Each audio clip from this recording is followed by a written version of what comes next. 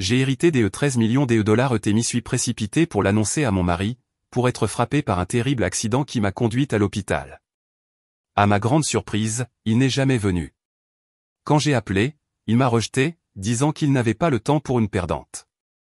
Quelques jours plus tard, il est arrivé avec sa nouvelle femme mais quand elle m'a vu, elle s'est figée à hurler, OHMONDIEU, le chèque de 13 millions de dollars semblait plus lourd que le papier ne devrait l'être alors que je fixais les chiffres, mes mains tremblant contre le bureau. L'avocat Michael Brennan me regardait avec des yeux patients pendant que je traitais ce qui semblait impossible. Ma tante Catherine, qui n'avait pas parlé à notre famille depuis 20 ans, m'avait tout légué. Pas à mon père, son propre frère. Pas à mes cousins prospères avec leurs cabinets médicaux et juridiques. À moi, Stephanie Walker, la déception de la famille qui transcrivait des rapports médicaux depuis un appartement exigu pendant que mon mari Joshua se plaignait de son emploi médiocre en comptabilité.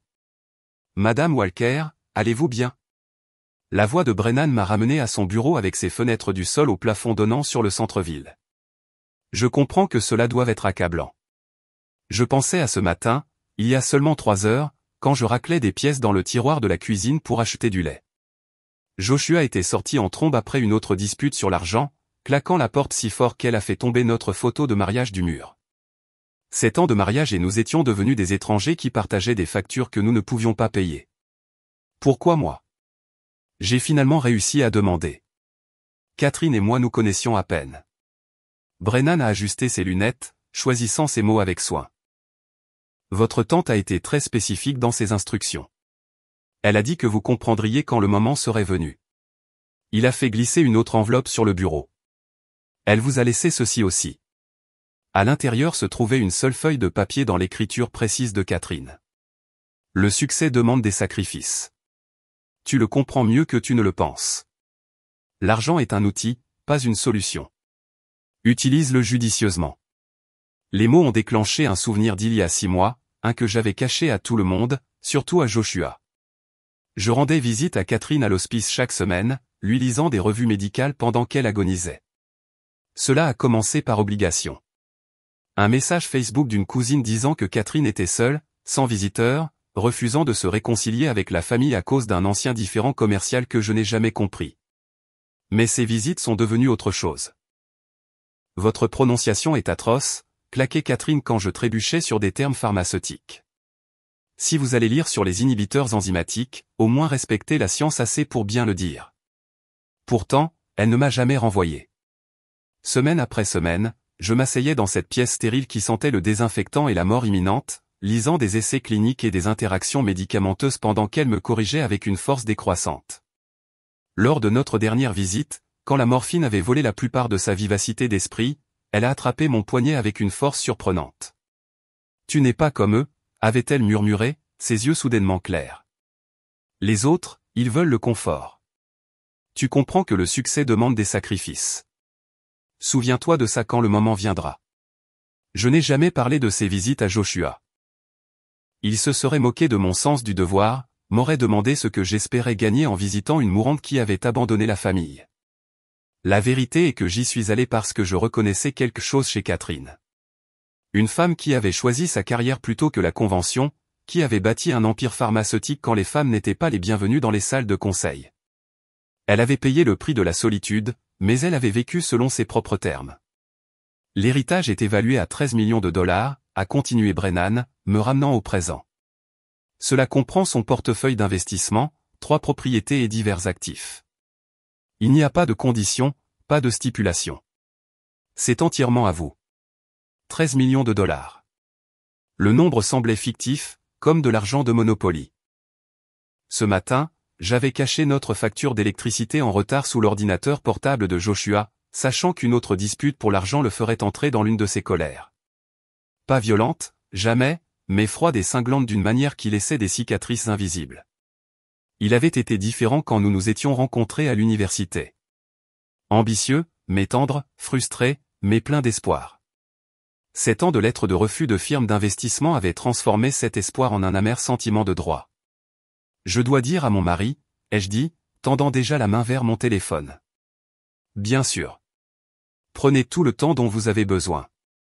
Nous allons nous occuper des formalités administratives dans les prochains jours. Brennan s'est levé en me tendant la main. Félicitations, Madame Walker. Votre vie est sur le point de changer radicalement.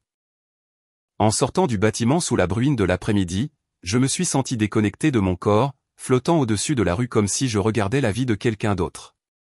L'appartement exigu où Joshua et moi étouffions lentement semblait soudain être un univers différent. Sur un coup de tête, je me suis arrêté au magasin Montblanc que j'avais passé 100 fois mais jamais entré. J'aimerais voir vos stylos en argent, ai-je dit à la vendeuse, qui n'a même pas cligné des yeux à mes vêtements de magasin discount. Le stylo coûtait $800, plus que notre budget d'épicerie mensuel. Mais en le tenant, en sentant son poids et son équilibre, j'ai imaginé le visage de Joshua quand je le lui donnerais. Ce serait notre nouveau départ. Fini les disputes pour l'argent. Fini de le regarder se réduire en amertume. Nous pourrions enfin respirer. Je l'ai appelé depuis la voiture, ma voix tremblant d'excitation que je ne pouvais contenir. Joshua, quelque chose d'incroyable est arrivé. Je rentre avec des nouvelles qui changent tout. Je suis au milieu de quelque chose, Stéphanie. Sa voix était plate, distraite. J'ai entendu taper en arrière-plan. Ça peut attendre? Non, ça ne peut vraiment pas, crois-moi, tu voudras entendre ça. Un long soupir. D'accord, mais fais court. Je travaille sur quelque chose d'important. Travailler sur quelque chose d'important.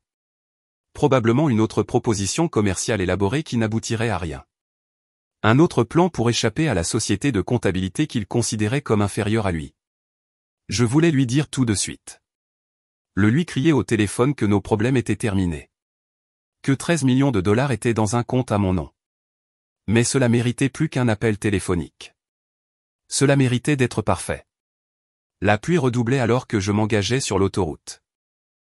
La boîte du stylo en argent sur mon siège passager captait la lumière grise de l'après-midi. Je pensais aux paroles de Catherine. Le succès demande des sacrifices. Que avait-elle sacrifié pour sa fortune? La famille, certainement. L'amour, probablement. La connexion, assurément. Mais qu'avais-je sacrifié? Rien encore, ai-je réalisé. L'argent était simplement apparu. Un cadeau d'une femme que je n'avais connue que quelques mois. Alors que je rentrais vers notre appartement, vers Joshua, vers ce que je croyais être notre nouveau départ, je ne pouvais pas me débarrasser de la sensation que le vrai cadeau de Catherine n'était pas l'argent lui-même, mais quelque chose d'autre, quelque chose caché dans son message critique sur le sacrifice et la compréhension. Les essuie-glaces frappaient à un rythme contre la tempête croissante. Et j'ai appuyé plus fort sur l'accélérateur, impatiente de partager ce miracle avec l'homme que j'avais promis d'aimer dans les bons comme dans les mauvais moments. Je n'ai jamais vu le camion de livraison griller le feu rouge. L'intersection de la route 47 et de Maple Street avait toujours été dangereuse pendant les tempêtes. Je m'en étais plainte à Joshua la semaine dernière, comment le feu de circulation était difficile à voir dans la forte pluie. Maintenant, alors que je m'en approchais avec les essuie-glaces qui luttaient contre le déluge, je pouvais à peine distinguer le feu vers devant. La boîte du stylo en argent a glissé sur le tableau de bord alors que je tapais sur les freins, et j'ai tendu la main pour la stabiliser, pensant à l'expression de Joshua quand il l'ouvrirait. C'est là que j'ai vu le camion de livraison. Il est sorti de la rue transversale comme un mur de métal, le visage du conducteur visible pendant une seconde terrifiante à travers son pare-brise, les yeux écarquillés, la bouche ouverte dans un cri que je ne pouvais pas entendre. Il freinant, roue bloquée, glissant dans le feu rouge sur le trottoir mouillé par la pluie. Mes mains ont bougé sans réflexion, tournant le volant à droite, mais la physique avait déjà décidé de notre destin. L'impact s'est produit par étapes. D'abord, le capot s'est froissé, un accordéon de métal se repliant vers moi. Puis l'airbag a explosé contre mon visage, poudre blanche et tissu dans la douleur. La boîte à stylo s'est ouverte en plein vol, ses contenus tournoyant dans l'espace pendant que ma voiture tournait, le côté passager s'écrasant vers l'intérieur. Mon téléphone, affichant la photo de contact de Joshua de mon récent appel, a volé devant ma tête. Malgré tout cela, une pensée ne cessait de se répéter. Nous n'avons jamais payé la facture d'électricité. Quelle chose étrange à fixer alors que le verre volait autour de moi. Puis l'obscurité, pas comme le sommeil, mais une absence absolue. Pas de rêve, pas de sensation, pas de passage du temps. Quand j'ai refait surface, c'était au son de machines qui bipent et à l'odeur chimique de désinfectants industriels. Ma gorge semblait râpée. Chaque respiration envoyait du feu dans ma poitrine. J'ai essayé de parler, mais je n'ai réussi qu'un murmure qui a fait venir des pas, doucement. N'essayez pas de parler encore. Une infirmière aux yeux gentils et aux cheveux grisonnants a ajusté quelque chose sur mon front. Son badge indiquait Rodriguez. Vous êtes inconsciente depuis 3 jours. Il y avait des hémorragies internes. Chirurgie d'urgence. Vous avez eu de la chance de survivre. 3 jours. Mon esprit a eu du mal à traiter cet intervalle d'existence. 3 jours de quoi? Où était Joshua? J'ai réussi à faire un geste vers les chaises vides à côté de mon lit. La question était claire sans mots. Rodriguez s'est occupé de mon dossier, sans me regarder dans les yeux. Concentrons-nous d'abord sur votre rétablissement. Le médecin vous expliquera tout lorsqu'il fera sa tournée. Mais les médecins venaient et repartaient, expliquant les clavicules brisées et les réparations chirurgicales, les broches métalliques qui tenaient mon épaule, le traumatisme crânien qui avait volé des morceaux de ma mémoire. Personne n'expliquait pourquoi mon mari n'était pas assis à mon chevet quand je me suis réveillé. Le 4e jour, j'ai pu parler à voix basse. La première chose que j'ai demandé fut mon téléphone. Rodriguez l'a apporté à contre-cœur. L'écran était fissuré mais fonctionnel. 17 appels manqués, tous de Patricia, ma colocataire d'université. Aucun de Joshua. Son dernier message datait d'avant l'accident. Arrête d'appeler. Je suis occupé. J'ai composé son numéro avec des doigts qui ne cessaient de trembler. Directement à la messagerie vocale. Vaut rien. Au 5e essai, j'ai laissé un message, ma voix à peine reconnaissable. Joshua, je suis à l'hôpital Saint-Marie. Il y a eu un accident. S'il te plaît, viens. 2 autres jours de silence. Je me suis convaincu d'explications raisonnables. Son téléphone était cassé. Il cherchait dans d'autres hôpitaux. L'immeuble d'appartement ne lui donnait pas mes messages. Notre ligne fixe. Nous n'avions plus de ligne fixe. Une autre victime de nos réductions budgétaires. Mais sûrement quelqu'un lui avait dit. Sûrement il était fou de me chercher. La morphine rendait tout distant et onirique. Mais elle ne pouvait pas émousser la peur croissante. Rodriguez m'a apporté des glaçons et a évité mes questions. D'autres infirmières chuchotaient dans le couloir. Le 7e jour, le 4e jour de mon appel conscient, Joshua a finalement répondu. Quoi? Sa voix était tranchante, agacée. Joshua, Dieu merci. Je suis à l'hôpital. Il y a eu un accident. Je sais pour l'accident, Stéphanie. La glace dans sa voix a traversé mon brouillard de médicaments. Qu'est-ce que tu veux? Les mots n'avaient pas de sens. Je devais avoir mal entendu le traumatisme crânien brouillant la communication. Ce que je veux? Je suis à l'hôpital. J'ai été inconsciente. J'ai besoin que tu sois là. Une pause. Puis des mots qui allaient se répéter dans mon esprit pendant des mois. Je n'ai pas le temps pour ça, Stéphanie. Je n'ai ni l'argent ni la patience pour une perdante. Certains d'entre nous ont de vrais avenirs à construire. Quoi? Le moniteur à côté de mon lit a commencé à biper plus vite. Joshua, je ne comprends pas. Je suis blessé. Je suis seul. Je suis ta femme. Tu étais ma femme? Je dois y aller. Arrête d'appeler. La ligne s'est coupée. J'ai fixé le téléphone, certaine que j'hallucinais. La morphine, le traumatisme crânien, quelque chose provoquait des distorsions auditives. J'ai rappelé immédiatement. Numéro bloqué. Les bips se sont accélérés jusqu'à ce que Rodriguez entre précipitamment, vérifiant les moniteurs, ajustant les médicaments. Mon mari, ai-je halté entre des sanglots que je n'avais pas réalisé avoir commencé. Il y a quelque chose qui ne va pas. Il n'est pas lui-même. Le visage de Rodriguez est passé par des émotions. Colère, pitié, résignation. Elle s'est assise sur le bord de mon lit, prenant ma main. Chérie, ton amie Patricia essaie de te joindre. Peut-être que tu devrais lui parler. Patricia est arrivée le lendemain matin, son visage une tempête de rage à peine contenue. Elle m'a serré avec précaution, en faisant attention à mes blessures, puis a tiré une chaise près de moi. Je ne voulais pas te le dire comme ça, mais tu dois savoir ce qu'il a fait. Est-il blessé? Est-ce que quelque chose lui est arrivé? Non, Steph, il va bien. Plus que bien, en fait. Elle a sorti son téléphone, ses mains tremblant de colère. Il a dit à tout le monde que tu étais morte dans l'accident. Il a publié à ce sujet sur les réseaux sociaux le lendemain de ton accident. Il a organisé une cérémonie commémorative dans ton appartement. Les mots rebondissaient sur mon cerveau sans s'y fixer. C'est impossible. Regarde. Il m'a montré sa page Facebook. Là, c'était un long message sur la perte de sa femme bien-aimée, comment la vie était soudainement précieuse, comment il avait besoin de temps pour faire son deuil. Des centaines de commentaires de condoléances en dessous.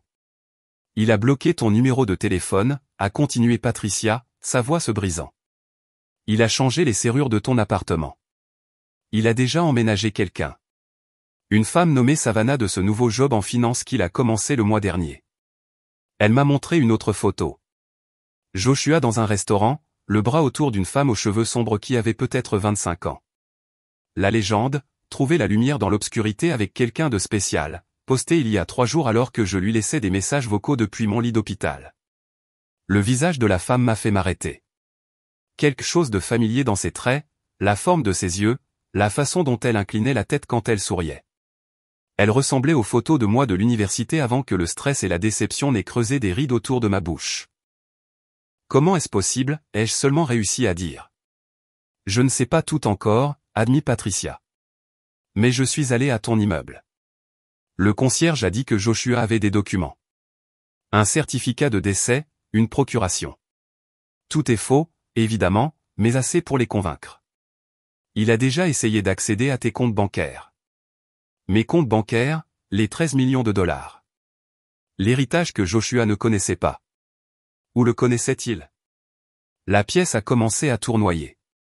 Que ce soit à cause des médicaments ou du choc, je ne pouvais pas le dire. Les moniteurs qui bipaient sont devenus une alarme constante alors que mon rythme cardiaque montait en flèche vers des niveaux dangereux. Rodriguez ajustait mes médicaments quand Michael Brennan est arrivé. Son expression si grave qu'elle s'est immédiatement retirée. L'avocat qui m'avait remis 13 millions de dollars il y a quelques jours portait maintenant une tablette et un dossier épais de documents, sa mâchoire serrée de colère professionnelle. Madame Walker, je m'excuse de ne pas être venu plus tôt, mais j'avais besoin de rassembler des preuves avant de vous approcher avec ceci. Il a tiré une chaise près de mon lit, sa voix a baissé malgré la pièce vide.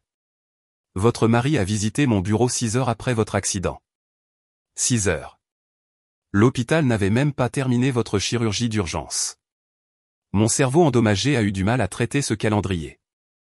Comment savait-il même pour l'héritage? C'est ce qui m'a préoccupé initialement. Il est arrivé avec des documents, un testament, une procuration, même ce qui semblait être un certificat de décès. Tous faux, mais suffisamment sophistiqués pour les convaincre. Il savait exactement quoi demander. Il a mentionné spécifiquement les 13 millions.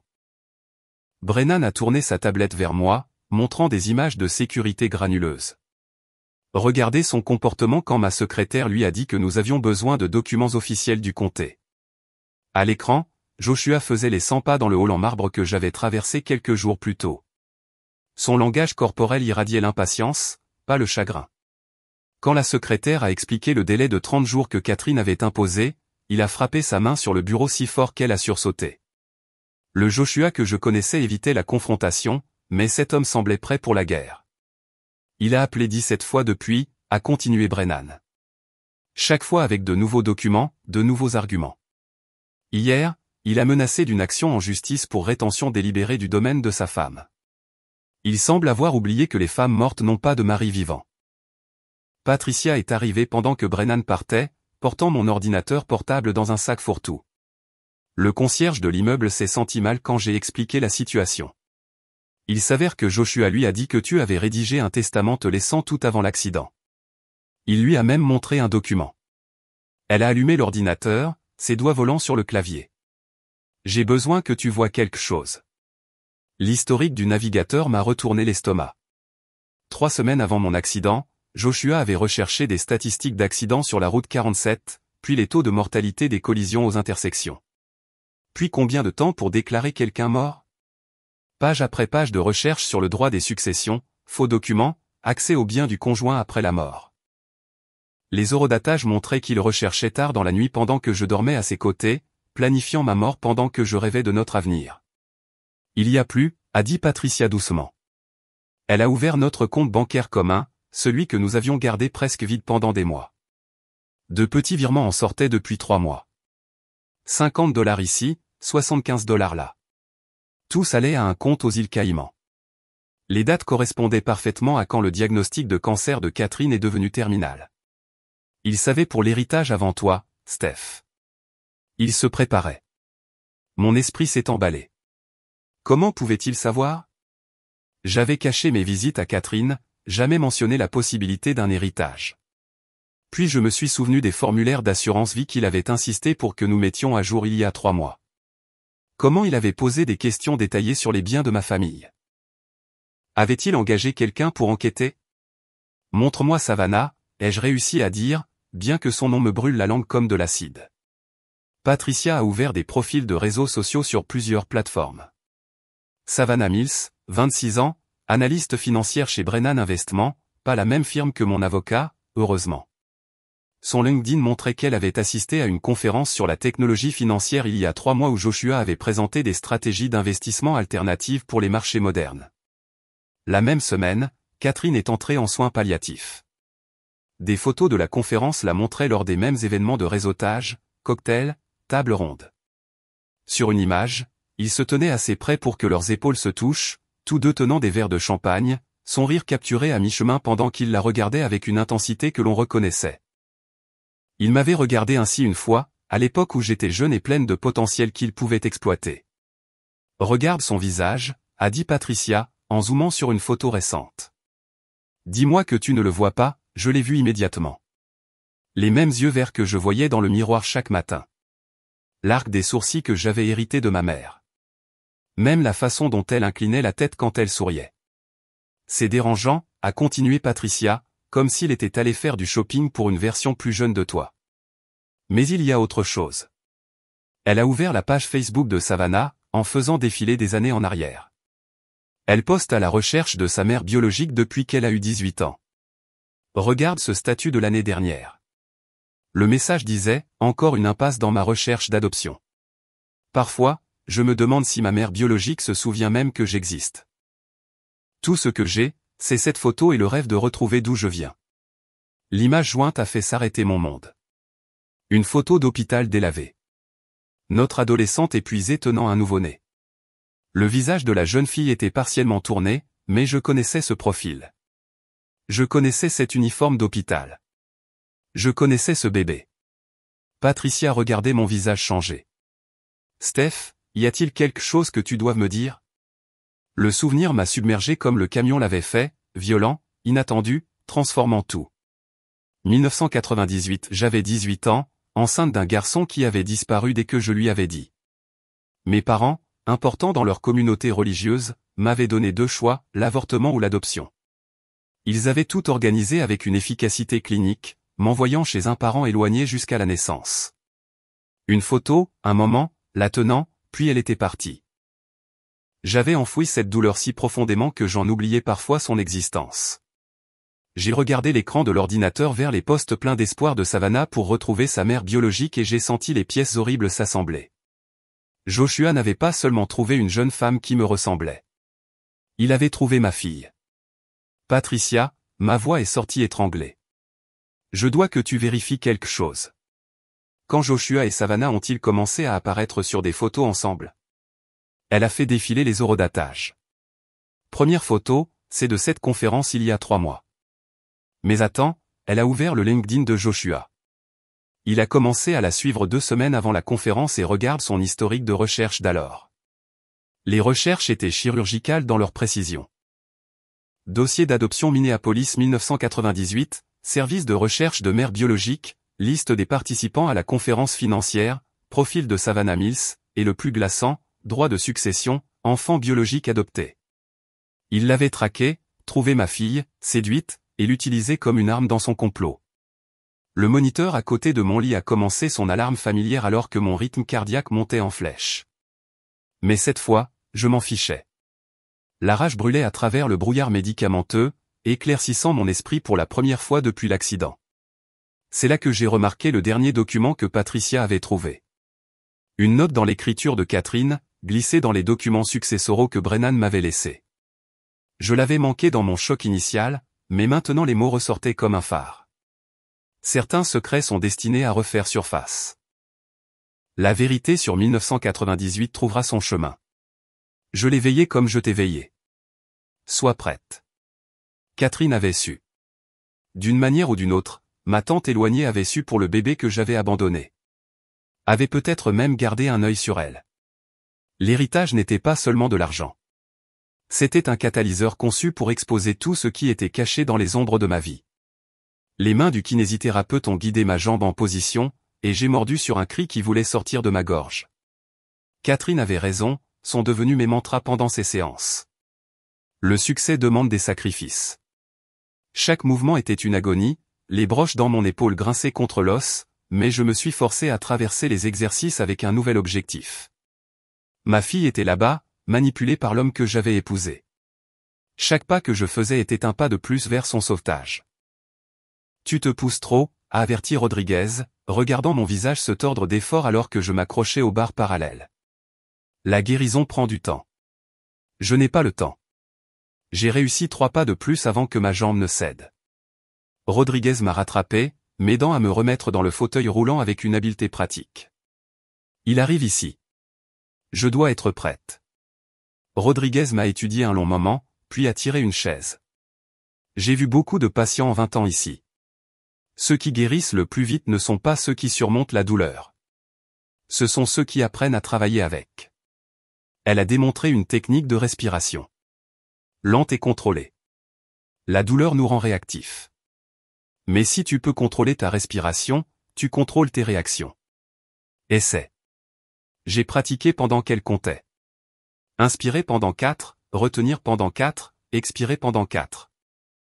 La rage qui brûlait depuis la note de Catherine s'est calmée en quelque chose de plus froid, de plus concentré. Rodriguez avait raison. Je ne pouvais pas répondre à la tromperie de Joshua avec une émotion brute. J'avais besoin de précision. Patricia est arrivée cet après-midi avec une collection d'appareils électroniques et une expression sombre. Brennan arrive. Nous devons préparer la pièce. Elle a sorti mon téléphone, téléchargeant une application d'enregistrement cachée derrière ce qui ressemblait à une icône de calculatrice. Tape sur le signe égal 3 fois pour démarrer l'enregistrement.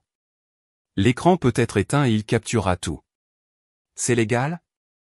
Brennan dit que le consentement d'une seule partie s'applique dans cet état. Tu te protèges contre la fraude et les dommages potentiels. Elle a positionné mon téléphone sur la table de chevet, orienté pour capturer la pièce. Michael Brennan est arrivé avec une mallette et l'expression de quelqu'un qui se prépare à la guerre. Il a examiné la pièce avec une précision stratégique, choisissant finalement un endroit derrière la porte où il ne serait pas immédiatement visible. Madame Walker, nous devons discuter des possibilités.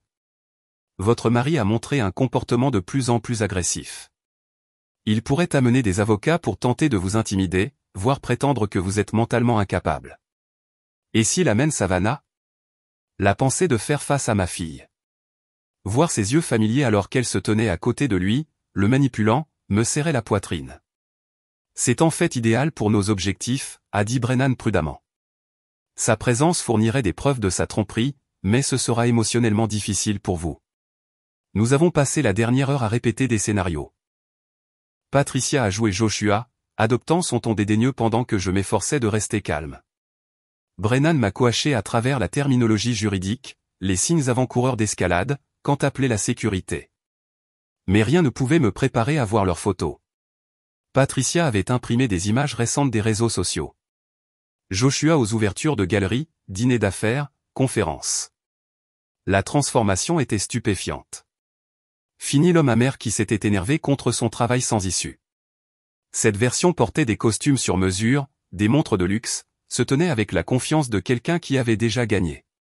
Sur chaque photo, Savannah se tenait à ses côtés, sa main sur son bras, le regardant avec une adoration ouverte. Regarde ses yeux, Patricia a pointé un gros plan d'il y a une semaine. Il ne fait même pas semblant de pleurer. Il avait raison. Le Joshua sur ses photos irradiait la satisfaction, pas le chagrin. Il avait abandonné sa vieille vie.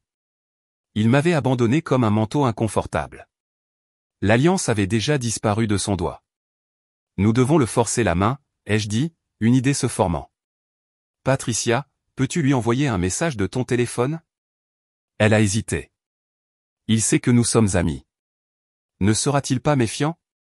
Pas si nous le formulons correctement. J'ai réfléchi attentivement, composant quelque chose qui déclencherait sa paranoïa. Dis-lui que tu connais l'héritage. Que je suis réveillé et que je me souviens de tout. Qu'il doit régler ça avant que je ne parle à la police. Patricia a tapé le message avec des doigts tremblants. Nous avons attendu dans un silence tendu. Les bruits de l'hôpital, les moniteurs qui bipent, les conversations lointaines, les pas dans les couloirs semblaient amplifiés. Puis son téléphone a vibré. Nous allons régler ça aujourd'hui. Supprimez ce message. Patricia m'a montré l'écran. Ça veut dire qu'il nous amène. Brennan s'est levé en vérifiant sa montre. Ils viendront probablement pendant les heures de visite du soir quand il y aura moins d'attention du personnel. Je me positionnerai une fois que nous saurons qu'ils sont dans le bâtiment. Il a placé une carte de visite sur ma table. Le numéro de la sécurité est programmé. N'hésitez pas à l'utiliser. Après leur départ, je me suis assise seule avec mon reflet dans le miroir de la salle de bain. La femme qui me regardait semblait étrangère. Joues creuses, échymose encore jaunie autour de mes yeux, cheveux ternes et sans vie. J'avais perdu au moins 15 livres depuis l'accident. Mes clavicules fines sous le tissu de la robe d'hôpital. Mais mes yeux avaient le plus changé. L'acceptation douce qui y résidait depuis 7 ans avait disparu, remplacée par quelque chose de plus dur. Je pensais aux vêtements de fête de Joshua, aux montres de luxe, aux costumes sur mesure, à la confiance qu'il dégageait, à la façon dont il me regardait parfois avec cette lueur dans les yeux qui me faisait croire qu'il m'aimait. Je ne pouvais pas croire à la transformation. La femme qui me regardait semblait résolue. J'ai appliqué le rouge à lèvres avec soin, regardant mon visage se transformer. Pas plus jolie, mais plus définie, plus présente.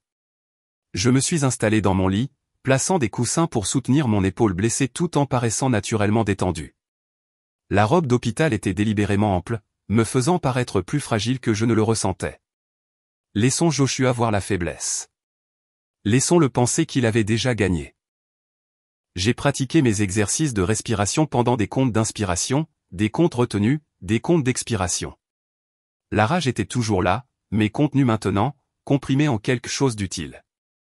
Mon téléphone était posé innocemment sur la table de chevet, l'application calculatrice prête. Le soleil de l'après-midi filtrait à travers les stores, projetant des barres de lumière sur la couverture blanche. À 17 heures, mes nerfs chantaient d'anticipation. Chaque pas dans le couloir faisait monter mon pouls. Rodriguez est venu me voir une dernière fois, me serrant la main avec un soutien tacite. Patricia a envoyé un SMS avec des mises à jour depuis le hall. Brennan a confirmé sa position. La scène était prête. À 17h47, j'ai entendu sa voix dans le couloir, ce ton familier maintenant teinté d'impatience. Chambre 3h14. Oui, nous sommes une famille. Mon doigt a trouvé l'application calculatrice. 3 clics rapides sur le signe égal. Enregistrement. Le bouton de la porte s'est tourné avec une lenteur délibérée, et Joshua est entré dans ma chambre d'hôpital avec la confiance mesurée de quelqu'un montant sur une scène qu'il possédait. La transformation de l'homme que j'avais embrassé au revoir il y a un peu plus d'une semaine était complète. Un costume Armani. Je n'avais jamais vu de chaussures qui coûtaient probablement plus cher que notre loyer mensuel. Une montre qui captait la lumière de l'après-midi avec une ostentation délibérée. Il bougeait différemment, chaque geste calculé pour un effet maximal, portant une mallette en cuir qui semblait fraîchement sortie de la boutique. « Stéphanie » a-t-il dit, sa voix empreinte d'une préoccupation qui n'atteignait pas ses yeux. « Tu as l'air mieux que je ne m'y attendais. » La cruauté désinvolte de cette déclaration, attendue, flottait entre nous. Il s'est approché de mon lit d'un pas mesuré, posant sa mallette sur la chaise des visiteurs avec une précision habituelle. J'ai gardé ma respiration régulière pendant des comptes d'inspiration, des comptes retenus, me souvenant de l'enseignement de Rodriguez pendant que mon téléphone enregistrait silencieusement depuis la table de chevet. « Les médecins m'ont parlé de ton état », a-t-il continué, sortant des documents de sa mallette. « Ils sont préoccupés par ton état cognitif après un tel traumatisme crânien. Confusion, perte de mémoire, difficulté à traiter des informations complexes. Tout cela est tout à fait normal pour tes blessures. » J'ai laissé mes yeux dériver légèrement, jouant dans son récit. « Joshua, tu es venu. » « Bien sûr, je suis venu. Il a arrangé des papiers sur mon plateau de lit, chaque mouvement délibéré. Nous devons discuter de tes soins à l'avenir. Les factures médicales seules seront astronomiques, et il y a des décisions concernant tes actifs qui ne peuvent pas attendre. Actifs. Pas nos actifs, pas même mes actifs au sens affectueux. Tes actifs comme des articles d'inventaire. Il a sorti un stylo coûteux. Pas en argent comme celui que je lui avais acheté, mais plaqué or, un autre accessoire dans son spectacle. Ceci est une simple procuration, a-t-il expliqué, sa voix prenant un ton condescendant que je n'avais jamais entendu auparavant. Cela me permet de gérer les questions financières complexes pendant que tu te concentres sur ton rétablissement. Les médecins sont d'accord, il est préférable de ne pas te stresser avec ces détails. Les médecins. J'ai laissé la confusion teinter ma voix. Quel médecin? Une lueur d'agacement a traversé ses traits avant qu'il ne la lisse. Docteur Martinez de neurologie. Tu ne te souviens probablement pas de la consultation. Les traumatismes crâniens affectent la formation de la mémoire. Il s'est penché et j'ai senti une odeur de parfum coûteux, pas la marque de drugstore qu'il portait depuis 7 ans. Signe juste ici et je m'occuperai de tout. J'ai tendu la main pour le stylo d'une main tremblante, puis l'ai laissé tomber de mes doigts. Il a cliqueté sur le sol, roulant sous le lit. La mâchoire de Joshua s'est serrée, mais il a maintenu son expression de sollicitude, se penchant pour le récupérer. À ce moment, j'ai vu le calcul dans ses mouvements. Chaque geste conçu pour paraître attentionné tout en maintenant le contrôle. Il y a d'autres documents aussi, a-t-il continué, produisant plus de papiers, des formulaires d'assurance, des administrations hospitalières, des transferts de propriété pour simplifier ta succession. Tout est procédure normale pour quelqu'un dans ta condition, ai-je répété lentement. Tu continues de dire que les traumatismes crâniens graves, les chirurgies multiples, l'inconscience prolongée. Tu as récité mes blessures comme si tu lisais une liste d'épicerie. Le pronostic est incertain. Nous devons être pratiques quant aux possibilités de soins à long terme. La porte s'est ouverte à nouveau et mon corps entier s'est tendu. Savannah est entrée hésitante, son sac à main de créateur serré contre elle comme une armure. Elle est restée d'abord près de l'embrasure de la porte, partiellement cachée dans l'ombre, mais je pouvais voir assez. Les yeux verts familiers, la façon dont elle touchait nerveusement sa gorge, un geste que je reconnaissais de mon propre répertoire de telle d'anxiété. C'est Savannah, a dit Joshua en douceur. Elle m'aide à naviguer dans les complexités juridiques. Elle travaille dans les services financiers. Savannah s'est avancée dans la lumière dure de l'hôpital et le souffle m'a quitté les poumons. 26 ans, a dit Patricia, mais la voir en personne a fait effondrer le temps. Elle avait les pommettes de ma mère, le menton têtu de mon père, et des yeux qui correspondaient parfaitement aux miens, au point qu'on aurait dit regarder dans un miroir qui reflétait le passé. Elle me regardait avec une confusion grandissante, son visage passant par des émotions. Nervosité, reconnaissance, choc. Sa main est montée inconsciemment à sa gorge à nouveau, ses doigts trouvant un petit pendentif que je ne pouvais pas tout à fait voir. Le soleil de l'après-midi filtrant à travers les stores a illuminé son visage sous un angle qui rendait la ressemblance indéniable. Bonjour, ai-je réussi, ma voix à peine un murmure. Savannah n'a pas répondu. Elle est restée figée, son sac à main glissant sur son épaule alors que ses bras se relâchaient. Sa bouche s'est ouverte légèrement, s'est fermée, s'est ouverte à nouveau. Son visage était devenu pâle, derrière son maquillage soigneusement appliqué. Savannah, le témoin signature, a encouragé Joshua, l'impatience s'insinuant dans son ton. Nous en avons parlé. Mais Savannah n'écoutait pas. Elle s'est rapprochée de mon lit avec l'attrait inévitable de la gravité, ses yeux ne quittant jamais mon visage. Sa main a tâtonné dans son sac, cherchant quelque chose avec une desperation croissante. Quand elle a sorti la photographie, usée au bord, froissée par des années de manipulation, mon cœur s'est arrêté. Il y avait moi à 18 ans, épuisé et terrifié dans une robe d'hôpital pas si différente de celle que je portais maintenant, tenant un bébé dont le visage était tourné vers l'appareil photo. La photo que je pensais avoir été détruite avec toutes les autres preuves de cette année cachée. Mes parents avaient promis que tout serait effacé, l'ardoise nettoyée. Mais quelqu'un avait gardé cette image, l'avait donnée à l'enfant que j'avais tenu pendant exactement 43 minutes avant qu'il ne me la retire. Oh mon Dieu, a murmuré Savannah, sa voix craquant. C'est ma mère. Les mots ont flotté dans l'air comme une présence physique. Joshua a attiré Savannah en arrière, rompant notre contact. Arrête ça, a-t-il sifflé. Suis le plan. Mais Savannah est restée figée, des larmes coulant sur son visage alors qu'elle me tendait la photographie avec des mains tremblantes. J'ai porté ça toute ma vie. C'est le seul lien que j'ai avec ma mère biologique. Je te cherche depuis que j'ai eu 18 ans. J'ai tendu la main vers la photographie, mes propres mains tremblant. Au moment où nos doigts se sont touchés, quelque chose d'électrique est passé entre nous. 17 ans de séparation, de chagrin et de désir condensés en un seul point de contact. La cicatrice, a soufflé Savannah, pointant une petite marque sur l'épaule du bébé sur la photo. Je l'ai toujours depuis la césarienne d'urgence. On m'a dit que ma mère biologique avait failli mourir en m'accouchant. Je me suis souvenu de cette nuit, la douleur qui est arrivée trop vite, le sang qui ne voulait pas s'arrêter, les visages terrifiés des infirmières alors qu'elles me précipitaient en chirurgie. J'étais seul, sauf pour une assistante sociale qui m'a tenu la main et m'a promis que le bébé serait en sécurité, serait aimé, aurait tout ce que je ne pouvais pas lui donner. Joshua m'a tiré en arrière, rompant notre contact. C'est ridicule. Elle est confuse, probablement entraînée par quelqu'un qui essaie de manipuler la situation. Mais la vérité commençait déjà à se dérouler, visible dans la reconnaissance tremblante de Savannah. Dans la photographie qui capturait un moment que je n'avais jamais oublié, dans les yeux correspondants qui portaient 17 ans de questions inexprimées. Lâche-la, ai-je dit, ma voix portant une autorité que je ne me connaissais pas. La poigne de Joshua sur le bras de Savannah s'est resserrée au lieu de cela, ses doigts blanchissant contre sa peau. Elle a grimacé, mais ne s'est pas retirée, me fixant toujours avec ses yeux douloureusement familiers.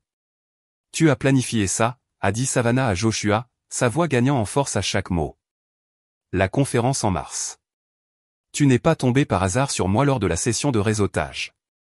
Tu savais exactement qui j'étais. Le visage de Joshua a cyclé à travers des calculs, essayant de sauver son complot qui s'effondrait. Elle est confuse. Stéphanie, cette fille est évidemment perturbée, créant des fantasmes à propos d'eux. Tu m'as montré tes dossiers médicaux, l'a interrompu Savannah, se tournant complètement vers lui maintenant. Tu m'as dit que tu avais engagé un enquêteur privé pour m'aider à trouver ma mère biologique. Tu avais des documents, des photos d'elle du lycée, tu connaissais même les complications pendant l'accouchement. Mon souffle s'est coupé. Les complications. Une hémorragie sévère qui a failli me tuer. La chirurgie d'urgence qui m'a sauvé la vie mais a garanti que je ne porterai plus jamais d'enfant. Des détails que seule une personne ayant accès à des dossiers médicaux scellés connaîtrait. Tu m'as dit qu'elle me cherchait aussi, a continué Savannah, les larmes coulant librement maintenant. Qu'elle était riche mais fragile. Qu'elle avait besoin de quelqu'un pour l'aider à gérer ses affaires. Que m'épouser ferait de nous une famille. Qu'elle serait tellement heureuse de me voir installée avec quelqu'un en qui elle avait confiance. Chaque révélation ressemblait à une autre couche de peau qui se détachait. Joshua avait créé un fantasme élaboré, nourrissant Savannah avec exactement ce qu'elle avait désespérément envie d'entendre, tout en se positionnant comme le pont vers la mer qu'elle avait toujours voulu. Quand a-t-il proposé? Ai-je demandé, bien que je soupçonne déjà la réponse. Il y a 2 semaines, a dit Savannah, le jour même où tu as accepté de m'ajouter à ton testament. Le visage de Savannah s'est effondré de honte. J'aurais dû le remettre en question, mais j'avais tellement envie de croire. La nuit de mon accident, ai-je dit, regardant directement Joshua. Tu vidais des boîtes de notre appartement. Patricia a trouvé la vidéosurveillance. L'expression de Joshua a changé, le masque finissant par tomber complètement. Tu ne comprends pas de quoi tu parles. 3 heures après l'accident, pendant que j'étais en chirurgie d'urgence, tu chargeais mes biens dans une camionnette de location. Ma voix est restée stable malgré la rage qui montait dans ma poitrine. Les caméras de l'immeuble ont tout filmé.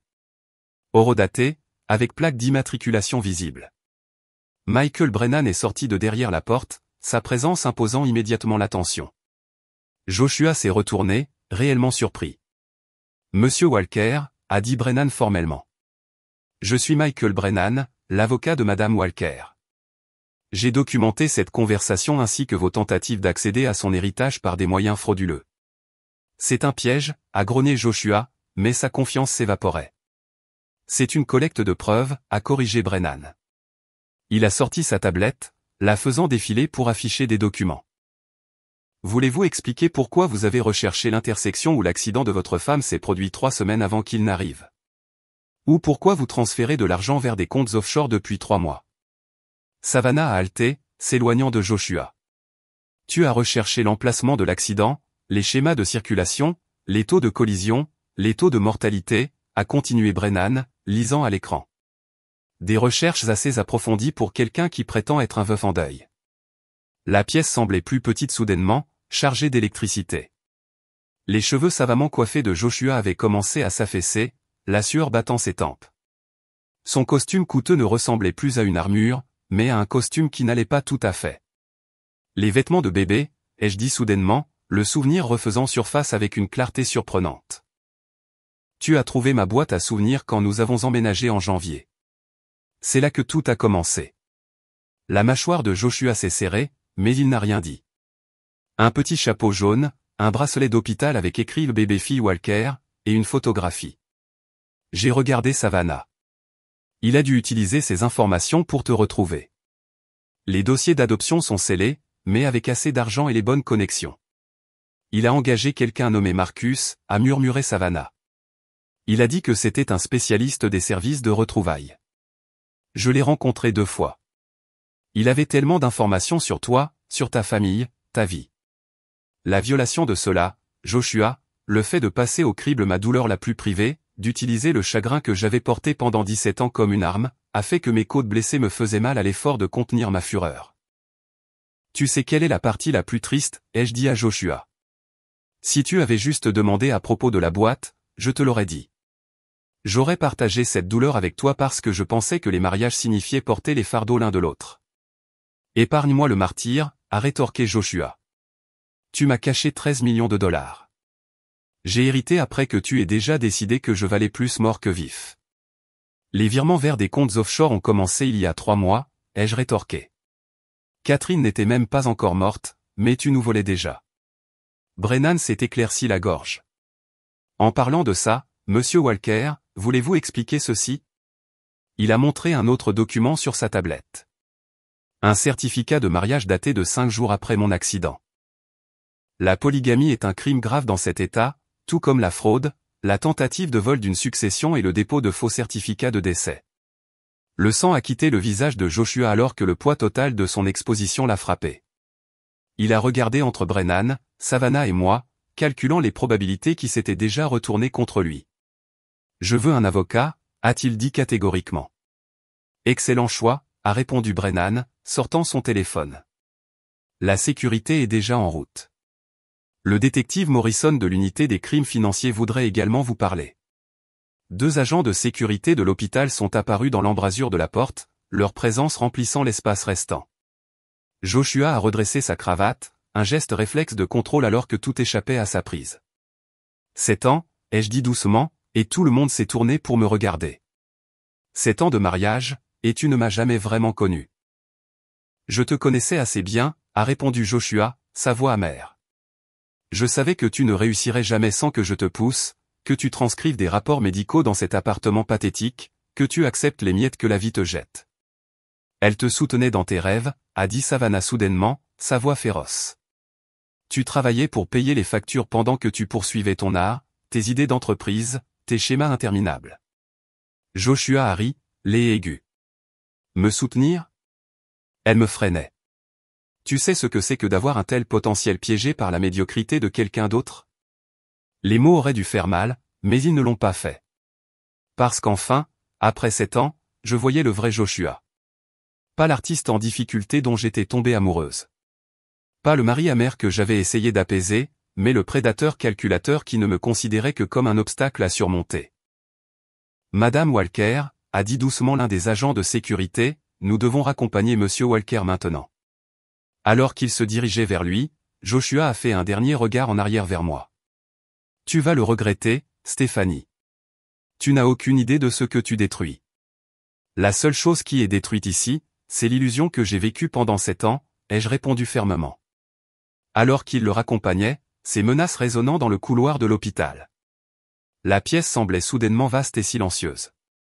Savannah est restée figée près de la fenêtre, les bras enroulés autour d'elle comme pour maintenir ses morceaux ensemble. Brennan s'est excusé pour coordonner avec le détective Morrison, nous laissant seuls pour la première fois en tant que mère et fille, qui connaissaient réellement leur lien.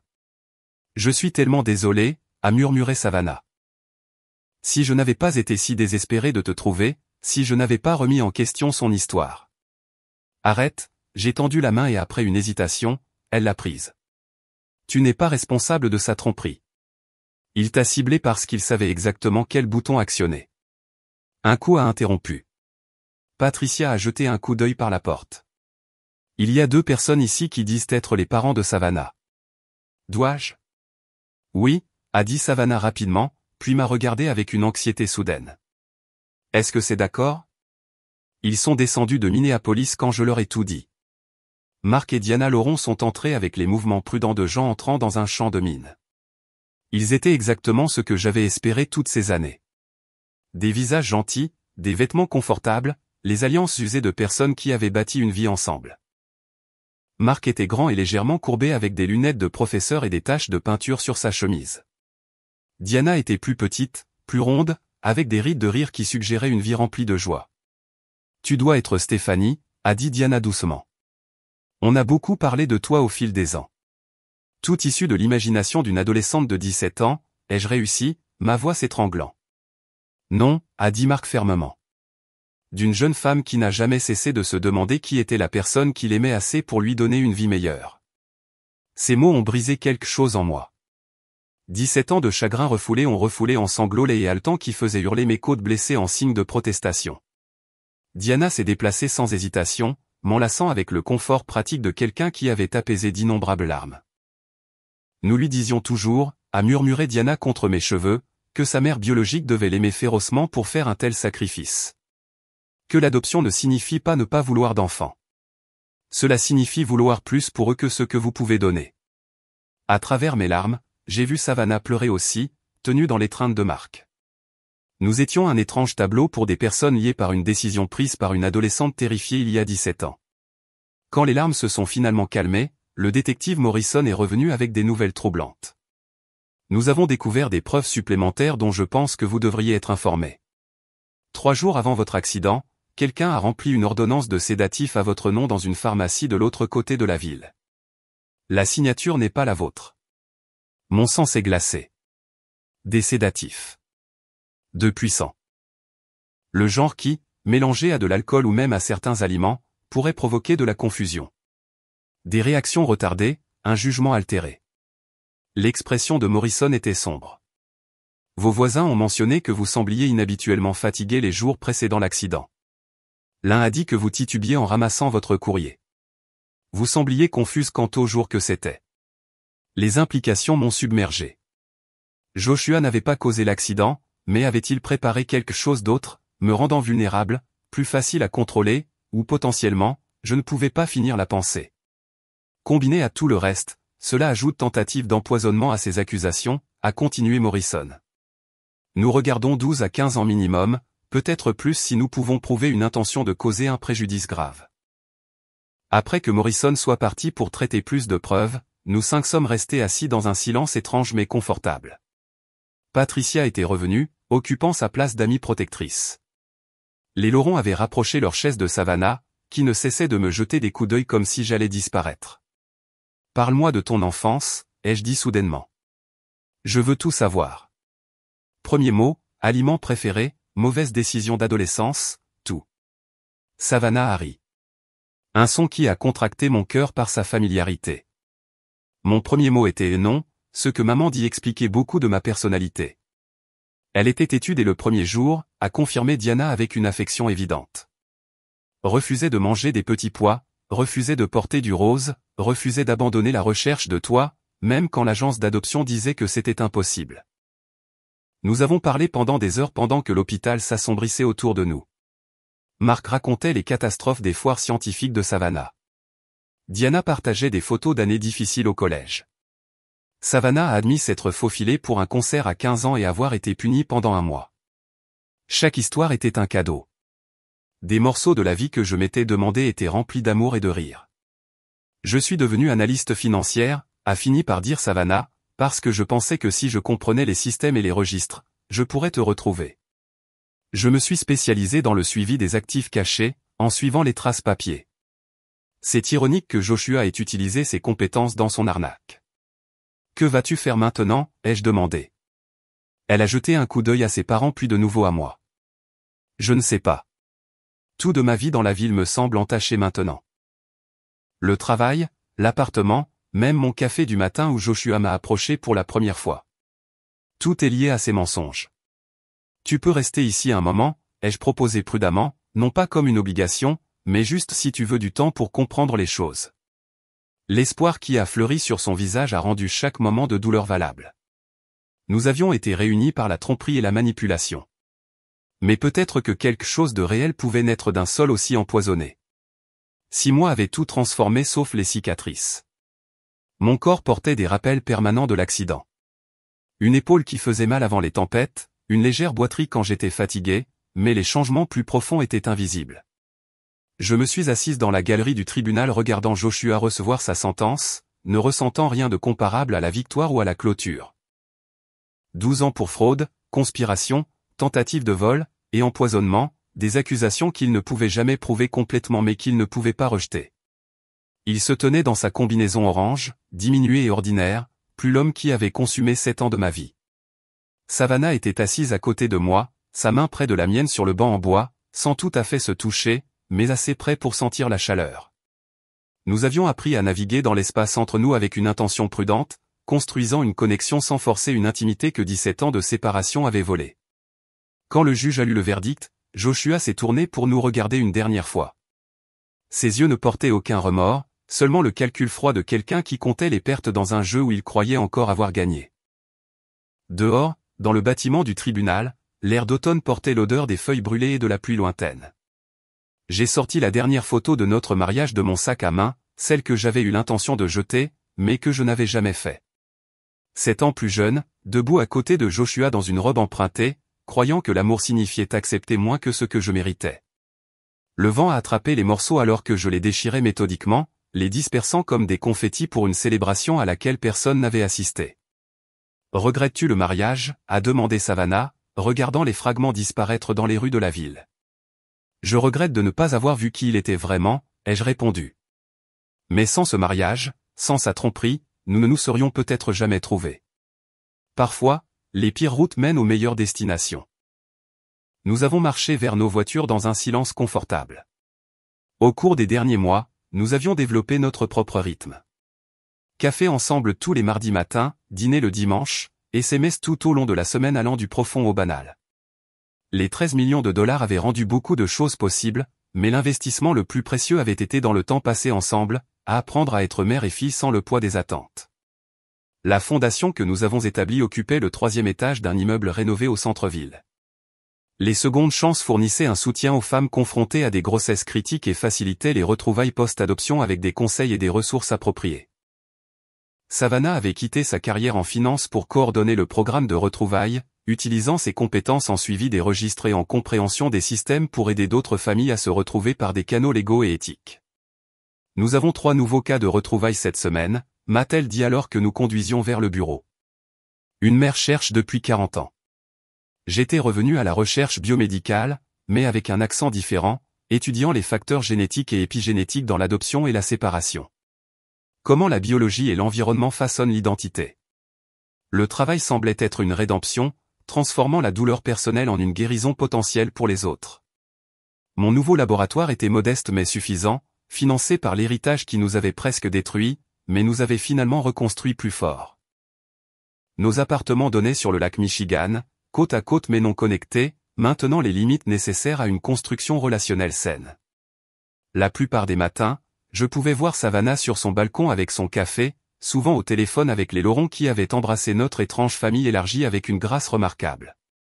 Diana m'appelait chaque semaine partageant des recettes et des histoires d'enfance. Marc m'envoyait des photos de sa classe de biologie, où il utilisait maintenant notre histoire, soigneusement anonymisée, pour enseigner la nature contre la culture. Thanksgiving est arrivé avec une neige inattendue, transformant Minneapolis en une carte postale.